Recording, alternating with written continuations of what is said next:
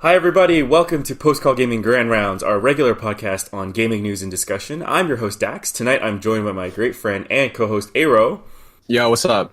It's been a long time since we've heard from you, Ayro. It's been a little while. I've been busy, so... You have been busy, my friend.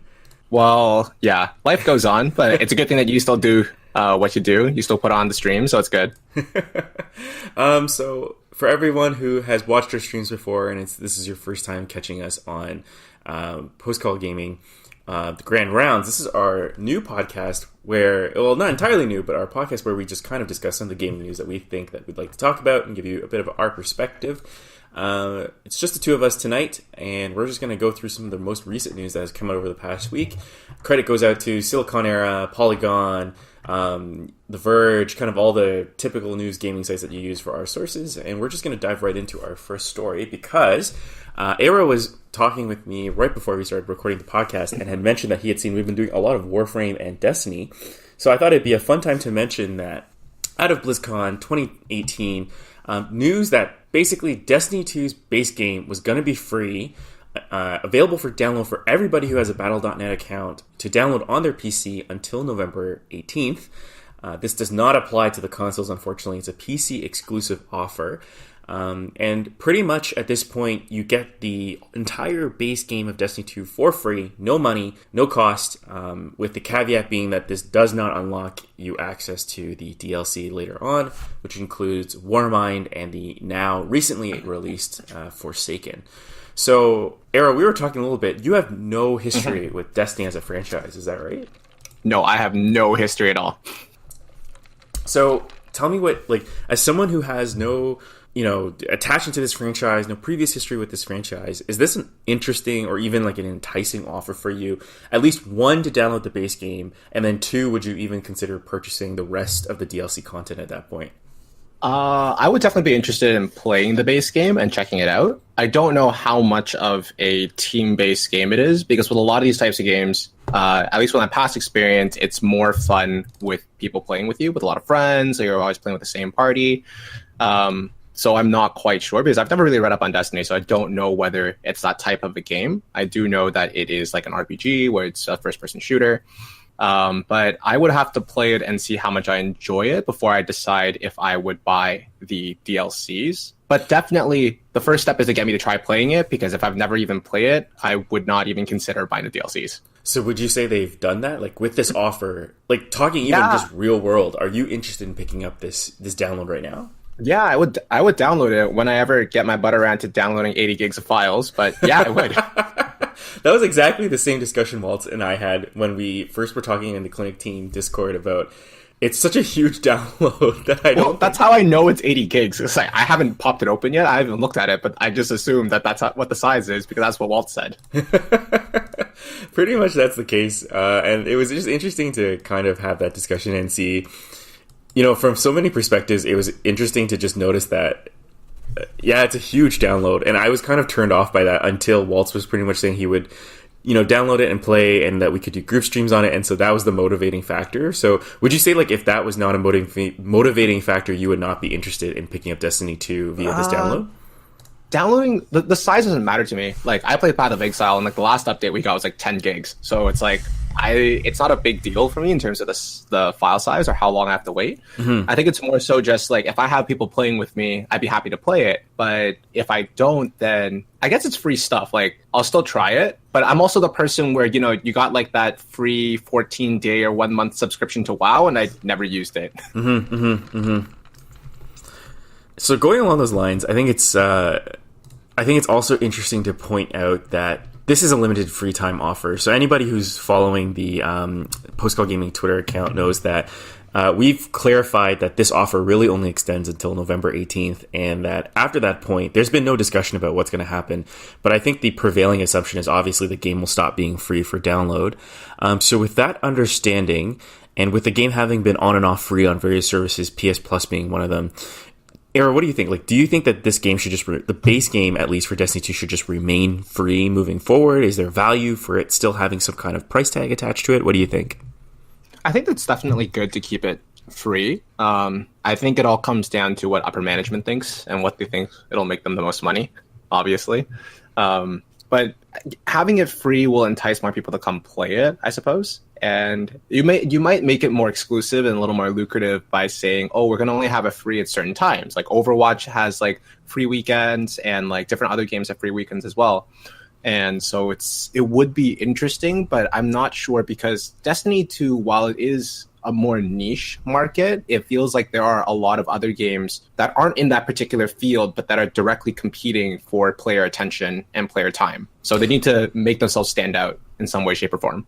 I agree. I guess the interesting thing for me is I'm looking at the model that they're going with, and it's very similar to actually something you just brought up, which is the World of Warcraft free. So I guess the thing there is World of Warcraft has always had this kind of a trial demo subscription thing where you could level up to 20. But a friend of mine, actually, a friend of ours from our undergrad days, actually plays that game pretty religiously and has never paid for the subscription in his life, because there's also options in that game to earn basically ways to buy a subscription using in-game gold that you can farm. Yeah. So it's kind of interesting. Like, to me, there are now a lot of MMOs, I think, that are doing this whole free trial, like level up to a certain level and then content locking you beyond that point. Destiny 2 being... Yeah, go ahead, sorry. No, I was saying I find that it is very effective, and it seems to work because, for example, like, I don't play a lot of the games that you guys are playing, but like right now I'm playing a lot of Magic Arena, and Magic Arena is fully free to play. It's just your experience will be significantly slower if you don't pay to play the game, because you pay to buy packs, to buy whatever, and to try to amass your collection so you can build more fun decks. But I find it's a very similar thing with all these other things, where as long as you start with a free model, it's easy to get people to then get invested in the game and then have them pay out more and more money to keep playing that particular game. Exactly. And I think one of the interesting things that have come out of discussion I've had with Waltz about this game, now that we've streamed it a couple times, is that I asked him on one of the Destiny 2 streams, like, Waltz, do you think you would go ahead and now purchase the DLC? Because he's already beaten the main campaign over 2 days. He like marathoned it over 4 to 6 hours is his story. But like, I think there's something to be said about the fact that a lot of people, Reset Era, for example, I'm thinking of, a lot of people have discussed how the best content in Destiny 2 is in Forsaken, which is the latest DLC, and that is not free. So this effectively just gets people in the door, but if you want to play the stuff that makes Destiny 2, such a fantastic experience per the description of its current players, you need to pay upfront to get that content. And I think if you're already willing to make the base game free for PC players, and you're only giving away the base game, like, to me, conceptually, this is not very different from a trial that lets you level up to level 20. And then the best stuff, the stuff that you've basically teased throughout this whole demo experience is behind a paywall.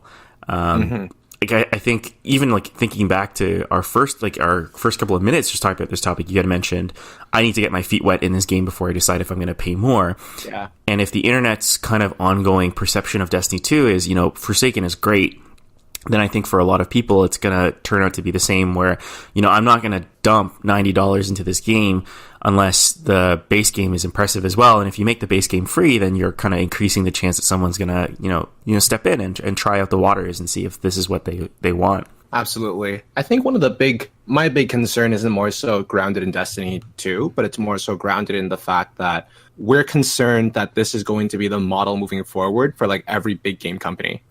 That we're going to lose the whole, like, let's release a big AAA title that doesn't have a lot of these little microtransactions and these paid DLCs that continue to sort of gouge money, that takes money out of you.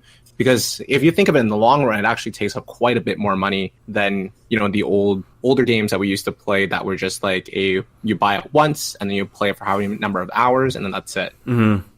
And I guess there's kind of two ways to think about it, because overall, the entire software industry is moving towards a subscription model, right? Like Microsoft Office, Photoshop, a lot of Adobe's tools are now subscription-based. There's a great video online on YouTube. I think it's by Polymatter is the name of the YouTube channel. I can't recall, but they basically kind of do a justification of why so many programs are now doing a subscription-based model, because it does cost companies it costs them dollars to hire people to do bug fixes and updates and patches. And I guess the interesting kind of thing the perspective to take is, one, like we have already talked about Overwatch.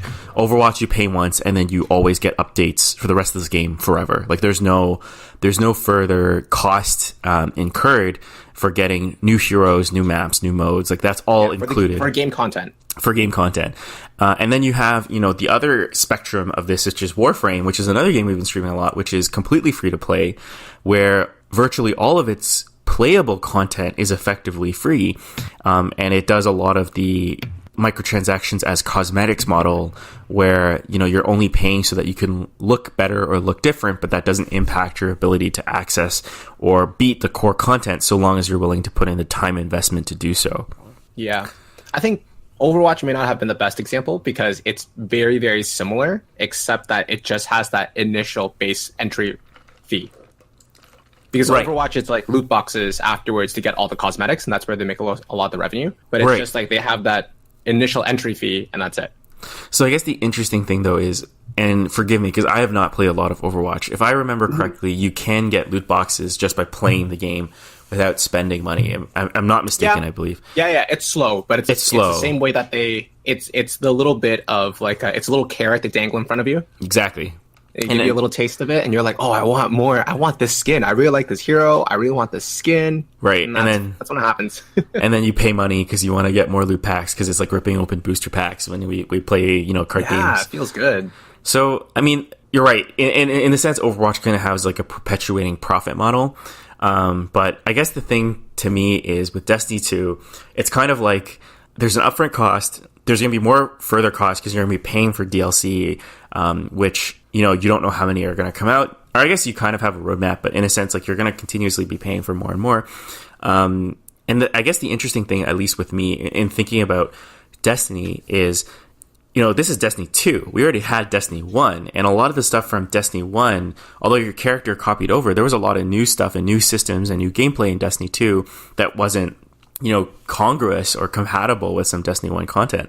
And when Destiny 2 was launched, even though you carried over your character, all that really translated to was a level boost. So it's interesting to me because they're trying to do this model where it's like, buy us like we're a single player game, but continue putting money into me as if I'm a living game, but also don't expect things to necessarily carry over from game to game. Because at least with Overwatch and Warframe, players, I think, can have an expectation that the money they spend is going to carry over, because the game, we're not going to see an Overwatch 2, I think, anytime soon. And Warframe has been around for like 5 years, and we're not seeing a Warframe 2 anytime soon. Like their infrastructure is pretty intact.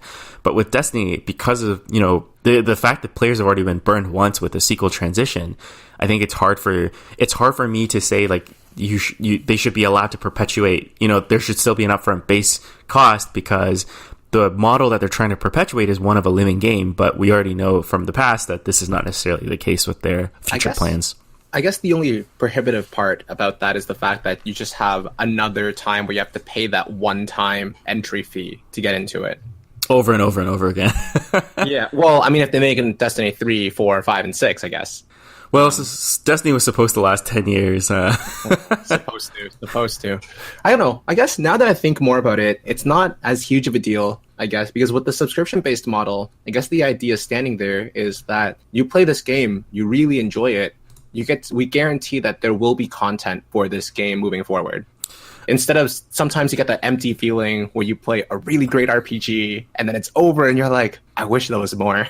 So I guess the interesting thing is it's almost like Destiny doesn't go with a subscription model because it doesn't want to enter into the subscription competition, which is fair. Mm-hmm. Like, I mean, Ayro, I love Final Fantasy 14. I pay a subscription to Final Fantasy 14. That is literally the only game I pay a subscription to the point at which it's prevented me from getting a PlayStation Plus subscription. Basically, I'm the type of gamer where I've entered into the mindset of, I'm paying monthly for this one game. I don't want to. I can't financially, pay for another service perpetually. So I think, go ahead. I'm just wondering if maybe that's why Destiny 2 doesn't have a subscription model, and why it won't chase that model, because it doesn't feel like it can, that there's already so many other games that gamers probably do pay for monthly, like WoW, what's another great example? I mean, they already pay There's only a handful. And I think, I was using the term very loosely, But what I meant by the subscription model is more so the fact that there's always going to be new expansions coming out, and you're going to pay for those new expansions. I didn't mean it as a monthly subscription, which is actually what the subscription model meant. Yeah, I meant it more so the fact that since this is a type of game where you know that the company is going to support it and there's going to be more and more DLCs coming out for it, that it'll always at least have some sort of content update, and you can like take a break from it and then come back when they have this new content to be like, oh wow, this is why I like playing the game. And then you play it for a month and you'll be like, all right, now I don't like the game. You can come back in a couple of months when there's new stuff coming out for it. But see, it's interesting because the way you're describing it is basically exactly the same as how every MMORPG that came out after World of Warcraft has modeled its funding model, right? You have a monthly subscription. It's not a monthly subscription, right? But they also have expansion packs that come out from time to time that you pay upfront additionally to be able to continue playing the game.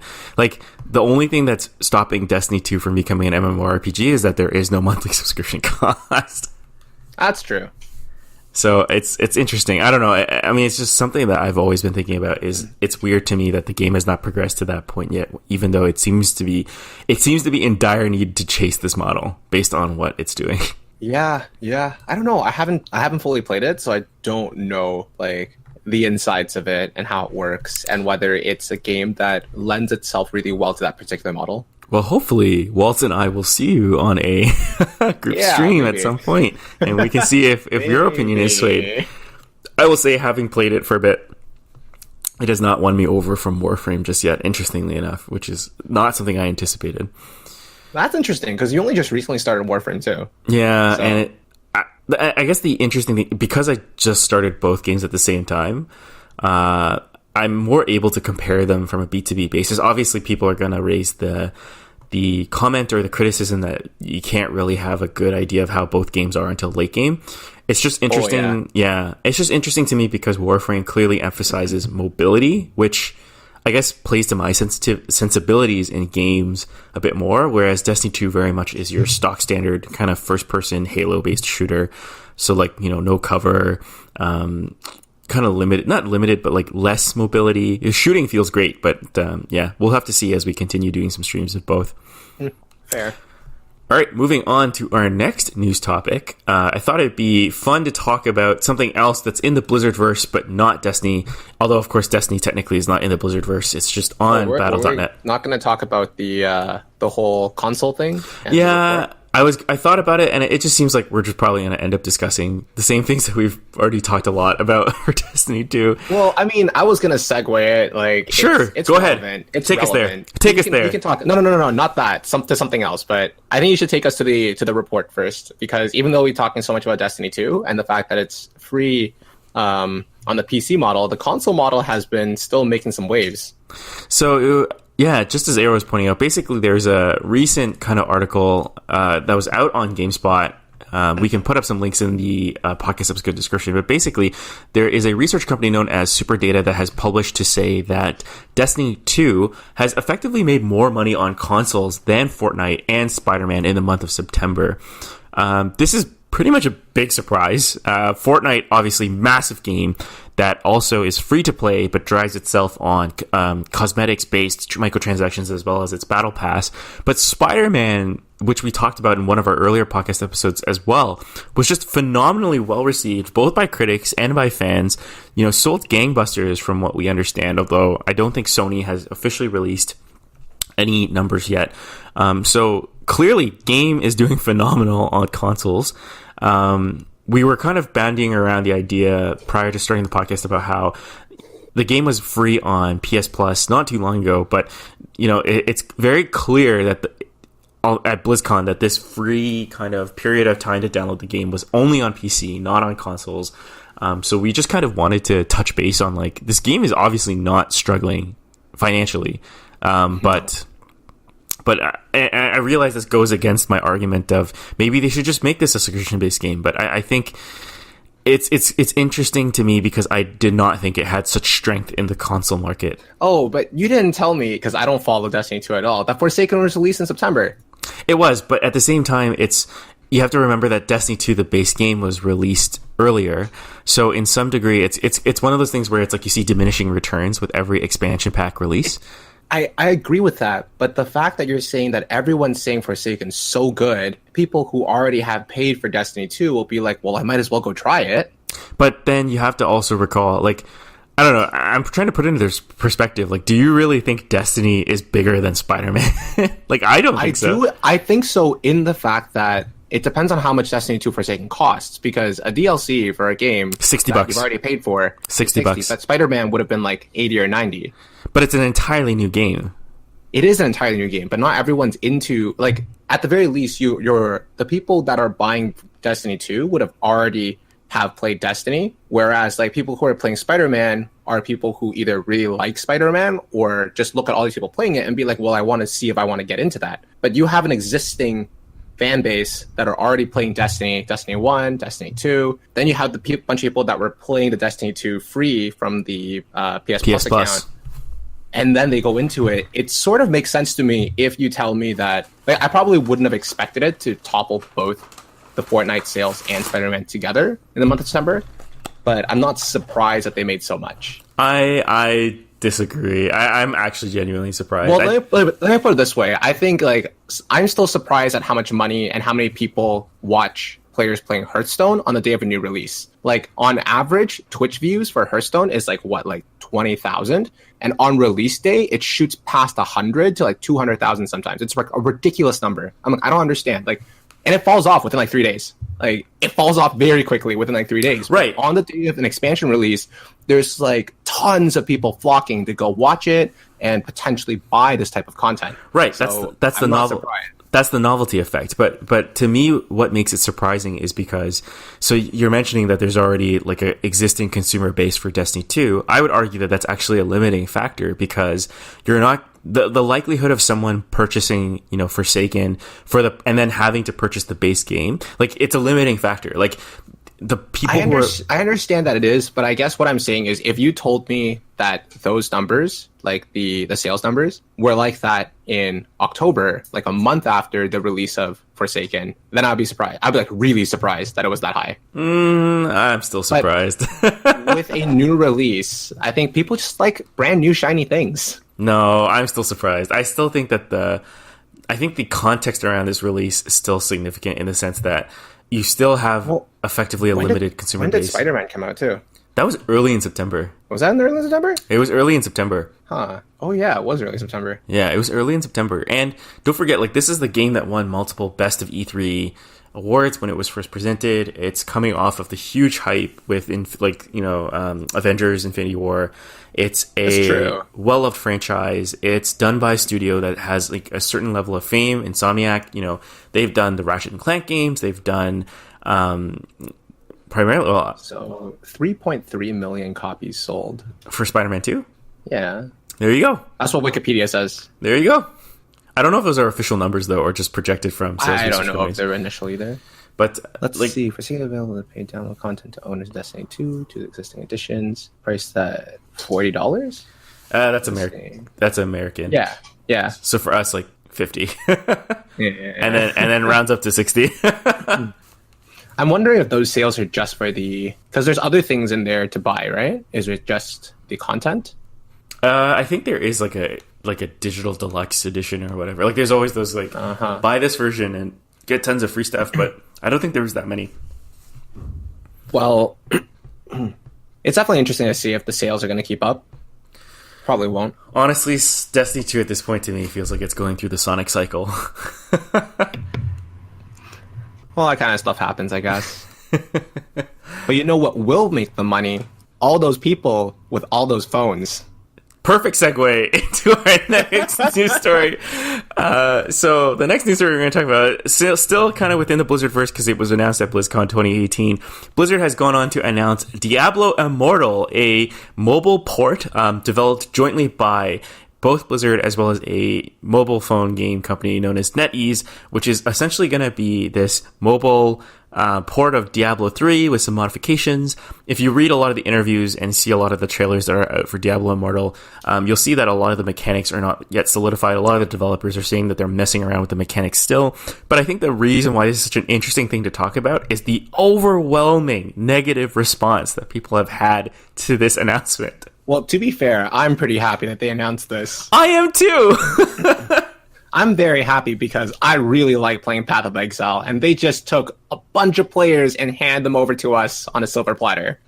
I mean, I don't know about that. Like, so, okay, I guess we should contextualize this. So, obviously, the big reason why a lot of players are upset, especially the ones online, is because everyone was hoping that this would be the year that Blizzard would finally announce Diablo 4, because it's been so long since we've had any new Diablo 3 content, and people obviously still really love Diablo.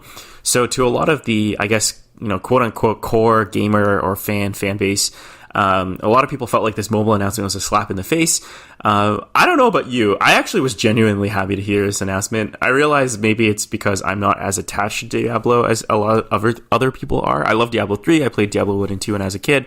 But to me, it's like, I can easily see how the Diablo experience can be transitioned to the mobile platform, because it's not, even though it's a very clicky game, it doesn't actually depend super much on precise controls. Oh yeah. Absolutely. There's a lot of there's quite a handful of like ARPG style games that are on mobile now. Exactly. I don't currently play them, but there's quite a few. Oh, I remember like the really trashy ones when the App Store was new. Like this, like I don't know. Like maybe, do you remember Zenonia?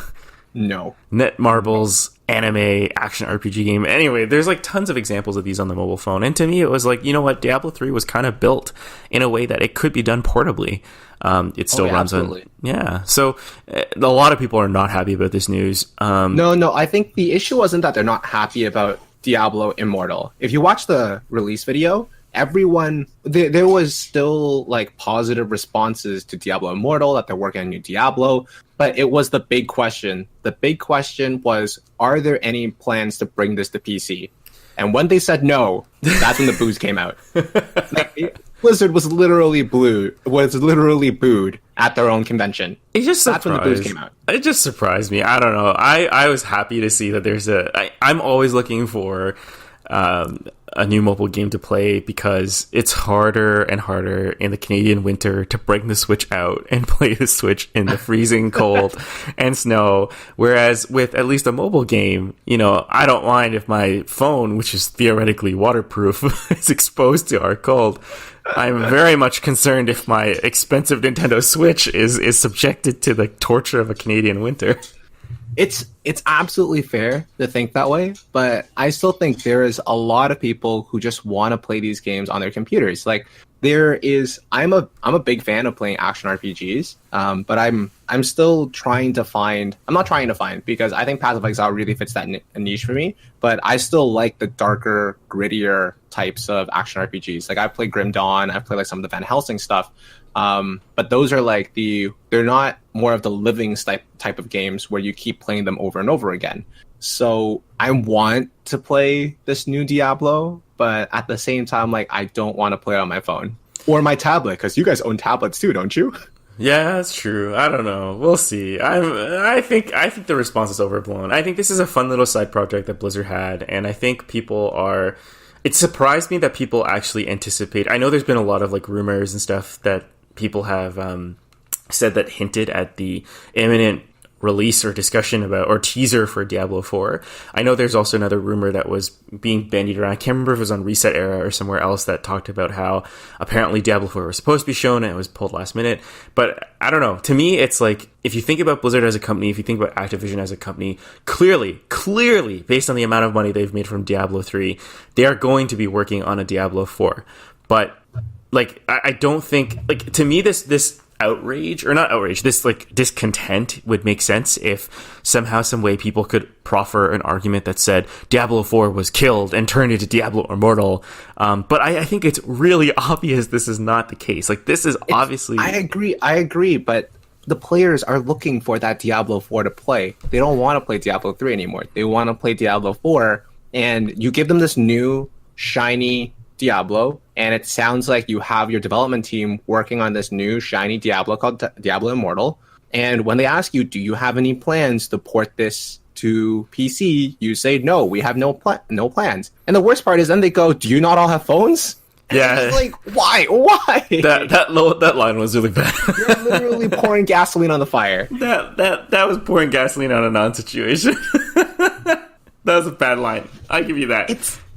It's one of those things where like who's working up there that does not seem to understand what their player base wants, because that's what's currently happening. Is what currently looks like. But it just seems like the people at Blizzard, there's a disconnect between what they want to do and what their fans want them to do. But again, I think there's nothing about this announcement that doesn't speak to me that it's saying that Diablo 4 is not in the works. Diablo 4 I know, but that's not the problem. The problem isn't the fact that the Diablo 4 is in the works. It's just the players want to be thrown something. Just let them know that something like that is in the works.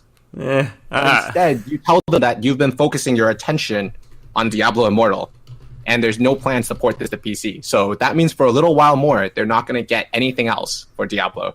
I think it's overblown. I understand. I understand the discontent. I understand the discontent.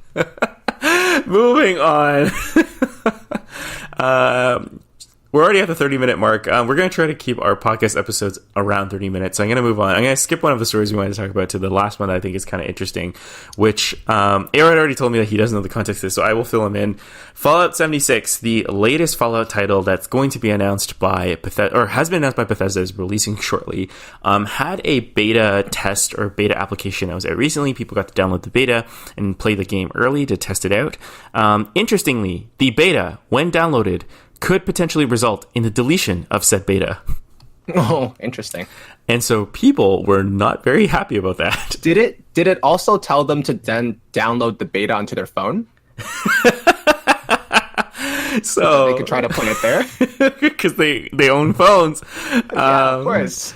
So the interesting thing is Bethesda, famous developer, released stuff like Skyrim, released stuff like the Morrowind, Skyrim VR, and then VR. Skyrim port to the Switch, and then some more Skyrim. A game called Arena, well, who knows what that is? A game called Daggerfall, no one knows what that is. Morrowind, everyone just loves it because it's mushrooms. At the end of the day, developer known for big, ambitious games, very buggy, very, very buggy on release. This has pretty much been a hilarious kind of like it breaks my mind, because the reason why it makes me laugh is because prior to the beta being released, Bethesda had actually released a press release that basically was like, we know our games are broken, maybe don't get mad at us. And I want to find that press release for you now so I can read it out to you. Oh my goodness. And the reason why is people who are on Postcall Gaming, you'll probably know I'm a big fan of another YouTube group called the Easy Allies. These are the guys that used to be on Game Trailers, or what was previously Game Trailers, and they play a game called Release Me, where their host Kyle Bossman reads the press release from a company, and he reads it in the worst, most nasally voice that he can produce from his mouth until the other co-hosts basically go like, I can't stand it. It's like, release me, just stop reading it. Absolutely beautiful. Let me see if I can find it. I think it was hilarious. It was just like, I can't believe people are saying this stuff in an official marketing material press release written by human beings. Let me see if I can find it. Let's see. I think they may have actually taken down that press release because it was openly mocked. Oh my goodness. Oh, here we go. I found it. Here it is. It's still up. Okay.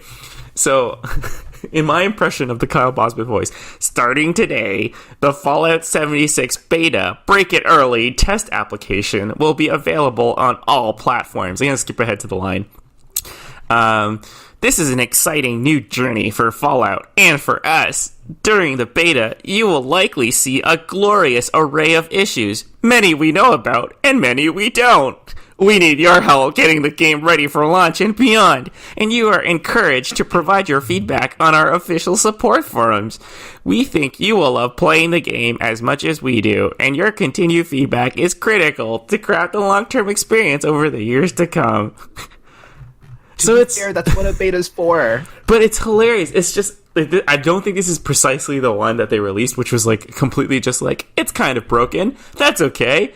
Maybe not that okay, but it's okay.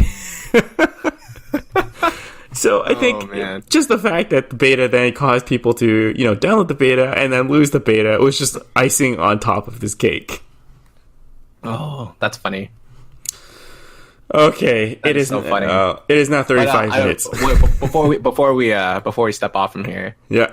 since it is Blizzard Day, that's all we talked about really is Blizzard stuff. Are you excited for Reforged? I am not excited for Reforged. Are you excited for Reforged?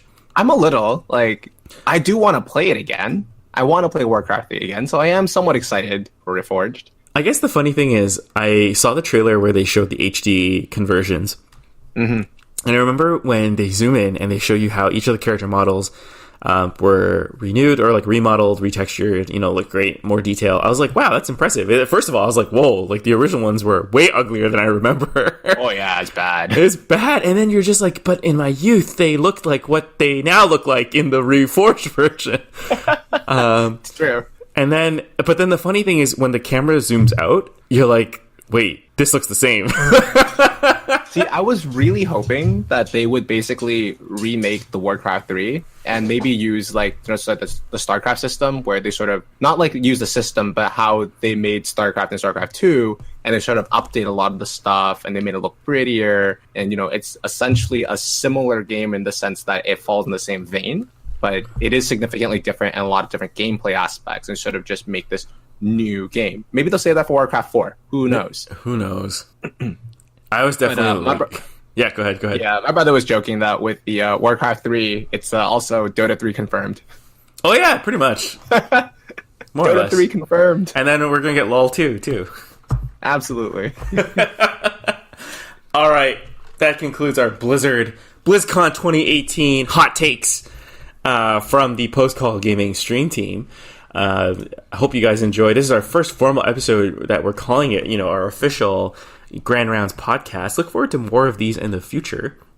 And of course, we're always going to be streaming, so always check out our Google Calendar, which you can find linked on our Facebook page at facebook.com/postcallgaming. It's been a wonderful time speaking with you, Ayro. Thanks, Dax. It's also great, and it's a pleasure to be here. It's great to hang out with you again. Where can our audience follow you if they want to hear more of your stuff? They can follow me right here on Post Call Gaming. I don't have my own stuff, but yeah, that's where you can find me. All right, thanks a ton for being on tonight, bud. No problem. And to everybody listening, if you liked what you heard, look out for us. We are now officially going to be posting podcast episodes both on SoundCloud as well as on iTunes. So if you liked what you heard, please subscribe and give us a review on iTunes. It always helps out the show. We look forward to hearing from you guys next time, and catch us on the streams. We are going to be streaming Dragon Quest XI, Warframe, Destiny 2 for the next foreseeable future with some other stuff on the side. But if there's anything you'd like us to see and we can meet those game requests, we'd love to pitch in. All right.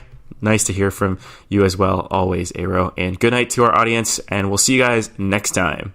Night.